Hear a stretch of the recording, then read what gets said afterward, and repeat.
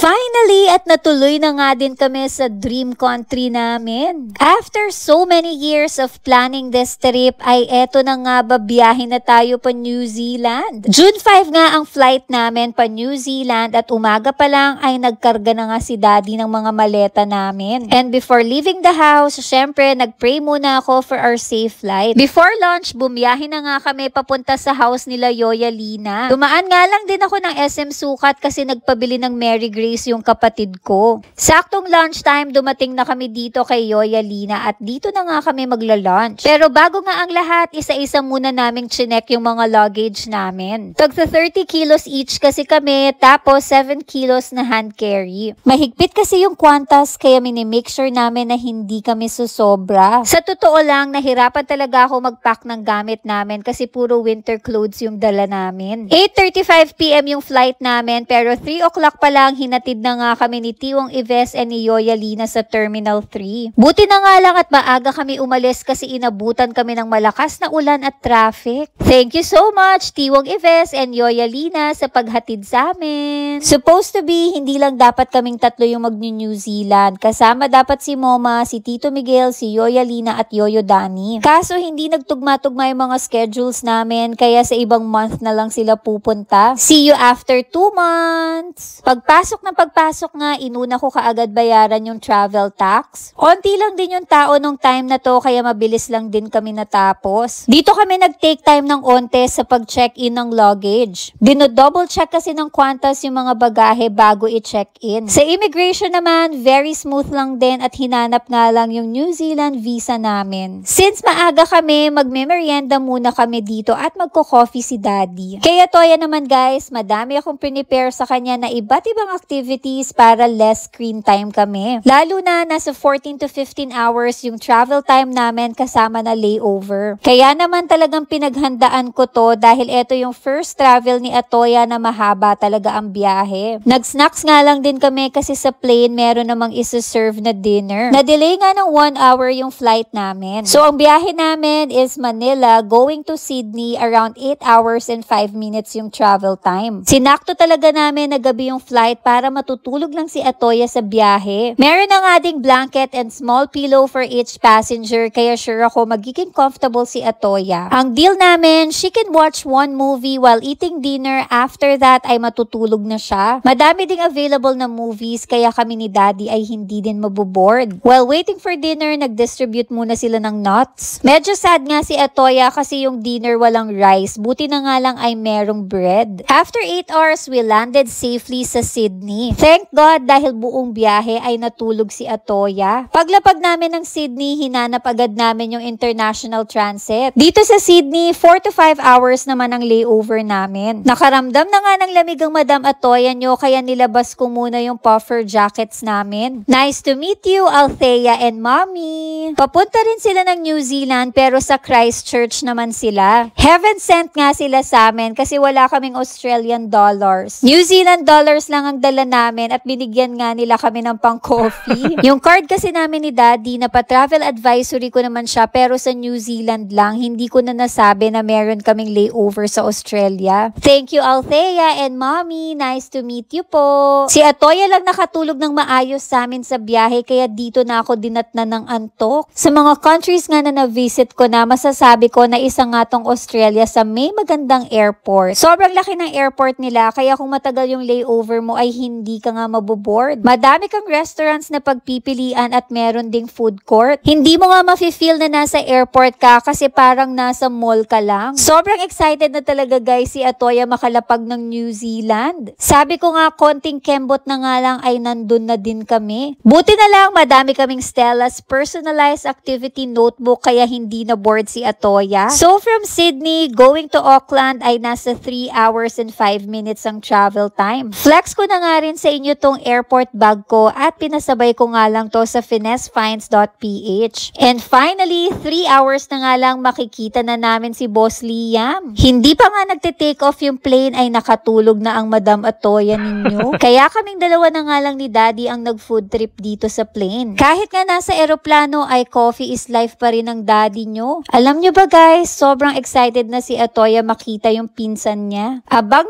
na nga siya sa bintana at sobrang tuwa tuwang-tuwa nung meron na nga nakitang city lights.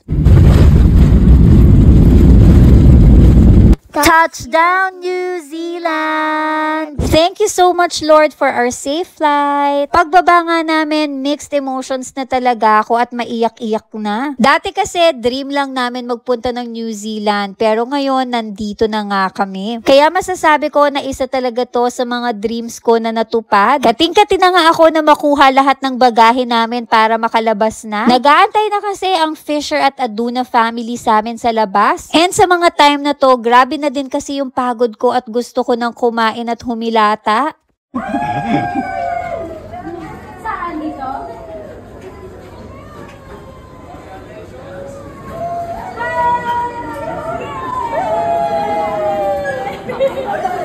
Pulutin ka! Para si Lucy! Wala, hindi mo! Welcome! Dito kayo, dito.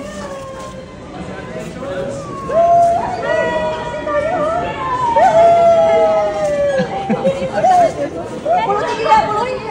Para si Lucy! Wala, hindi mo! I have a surprise for you.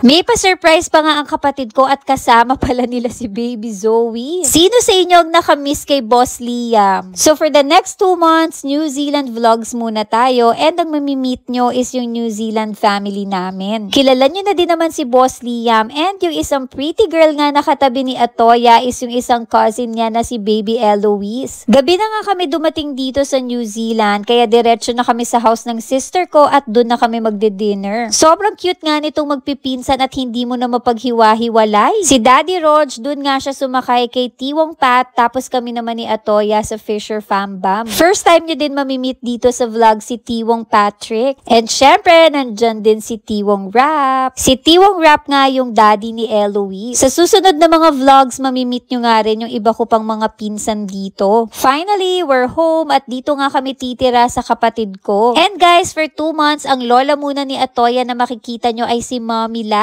Thank you so much to Ryan, sa brother-in-law ko for the warm welcome. Sa bahay na nga kami nag-dinner kasi dito sa New Zealand ay maaga pala nagsasarado yung mga restaurants and establishments. Etong mga mukhang tumuna ang makikita ninyo madalas sa vlogs natin. Thank you guys for watching. Bye everyone!